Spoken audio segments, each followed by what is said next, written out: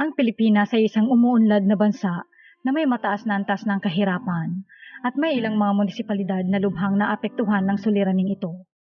Ang antas ng kahirapan ay tumutukoy sa porsyento ng populasyon na nabubuhay sa poverty line na itinatakda ng gobyerno batay sa minimum na kinakailangang kita upang matugunan ang mga pangangailangan tulad ng pagkain, tirahan at pangangalaga sa kalusugan. Sa videong ito ay ating alamin ang ilan sa mga pinakamahirap na munisipalidad sa Pilipinas.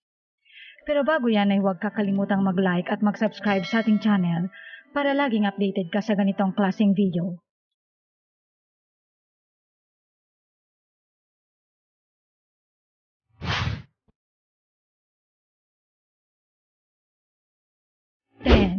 Balindong, Lanao del Sur. Ang ikasampu sa listahan natin na pinakamahirap na munisipalidad ay ang bayan ng Balindong, Lanao del Sur na may poverty incidence rate na 67.37%. Ito ay may populasyon na humigit kumulang sa 32,000 katao. Ang karamihan sa mga residente ng bayan ay Muslim at kabilang sa tribo ng mga Maranao. Ang mataas na poverty incidence rate ng Balindong ay nagpapakita na ang karamihan sa mga residente ay nabubuhay sa kahirapan. Ito ay dahil sa maraming kadahilanan tulad ng kakulangan sa trabaho, hindi sapat na serbisyong pangkalusugan at edukasyon, kawalan ng infrastruktura at kakulangan sa pampublikong serbisyo. 9. Binidayan, Lanao del Sur. Ang bayan ng Binidayan ay isang 5th class na munisipalidad na matatagpuan sa lalawigan ng Lanao del Sur sa Mindanao. Ito ay may populasyon na halos 26,000 at may poverty incidence rate na 69.77%. Ibig sabihin sa 10 tao ay 7 ang nasa lubhang mahihirap. Ang mga pangunahing kabuhayan ng mga residente sa Binidayan ay pangingisda, pagsasaka at pagmamanukan. Sa kabila ng mga natural na yaman nito, patuloy pa rin ang paghihirap ng mga mamamayan dahil sa kawalan ng sapat na oportunidad para sa trabaho at pagkakakitaan. 8. Sumisip, Basilan. Ang bayan ng Sumisip ay matatagpuan sa lalawigan ng Basilan na nasa rehiyon ng Bangsamoro Autonomous Region in Muslim Mindanao. Ito ay isang maliit na bayan na may populasyon na halos 50,000 katao. Dahil sa kanyang lokasyon at kasaysayan ng kaguluhan, ang bayan ng Sumisip ay isa sa mga pinakamahirap na lugar sa bansa. Mayroon itong poverty incidence rate na 72.24% na nangangahulugang halos 4 na beses na mas mataas kaysa sa average poverty incidence rate ng bansa. 7. Maslog, Eastern Samar. Ang Maslog ay isang bayan sa Eastern Samar, isang lalawigan sa silangang Kabisayaan. Ayon sa datos ng Philippine Statistics Authority, ang poverty incidence rate ng Maslog ay umabot sa 73.43%, kung saan mas mataas ito kumpara sa national poverty incidence rate na 18.2%. Ang pagkakaroon ng mataas na poverty incidence rate ay nagpapakita ng mga suliranin sa ekonomiya ng bayan, tulad ng kawalan ng trabaho, kakulangan sa pinagkukunang yaman, at kakulangan ng oportunidad. Dahil sa kawalan ng trabaho sa bayan, maraming residente ang kailangang maghanap ng trabaho sa ibang mga lugar. 6. Tuburan, Basilan. Ang Tuburan ay isang 4th class na bayan na matatagpuan sa lalawigan ng Basilan. Ayon sa tala ng census noong 2020, may populasyon nitong humigit kumulang na 25,000 katao. Ang bayan ay pangunahing agricultural area kung saan karamihan sa mga residente ay nagtatrabaho sa pagsasaka at pangisdaan. Kabilang ang Tuburan sa mga pinakamahirap na bayan sa bansa na may poverty incidence rate na humigit kumulang sa 75.52%. Ang kakulangan ng mga oportunidad sa ekonomiya at mga pangunahing infrastruktura tulad ng mga kalsada at supply ng tubig ay nagpapalala sa kahirapan dito. 5. Amay, Manabilang, Lanao.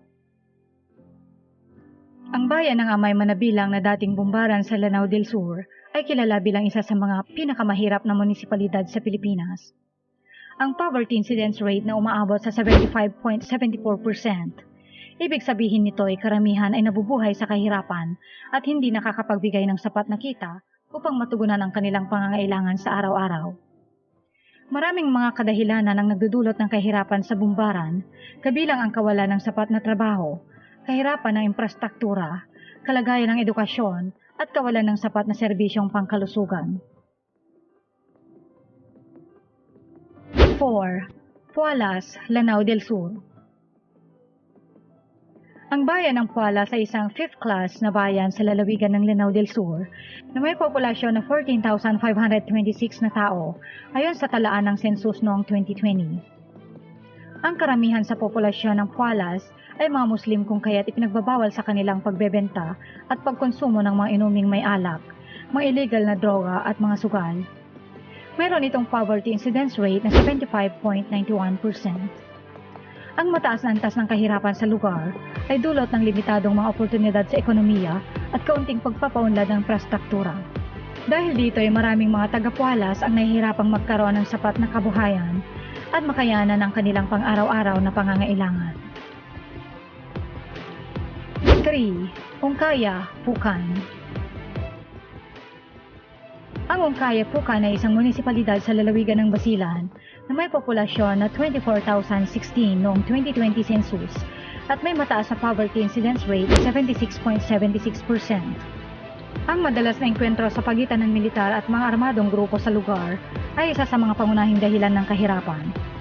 Ito ay nagre-resulta sa pagkawala ng kabuhayan ng ibang residente. Bukod dito ay maraming negosyo ang hindi na nagpapatuloy dahil sa takot sa karahasan. 2. Kalayaan, Palawan. Ang bayan ng Kalayaan sa Palawan ay isa sa mga munisipalidad na may pinakamataas na poverty incidence rate sa buong bansa. Ang poverty incidence rate dito ay umaabot na sa 76.92%. Ngunit hindi lamang ang kahirapan ang nagpapahirap sa bayan ng Kalayaan.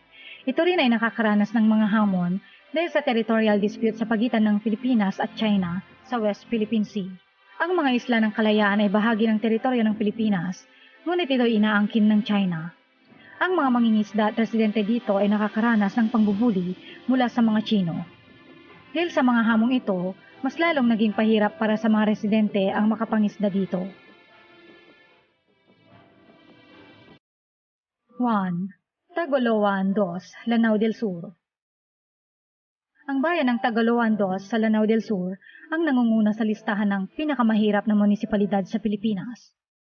Ang poverty incidence rate na 85% ay nagpapakita na halos lahat ng mga residente sa bayan ay nakakaranas ng kahirapan. Ang mataas na poverty incidence rate sa bayan ng Tagoloan 2 ay nagpapakita ng malalim na suliranin sa kabuhayan ng mga residente nito.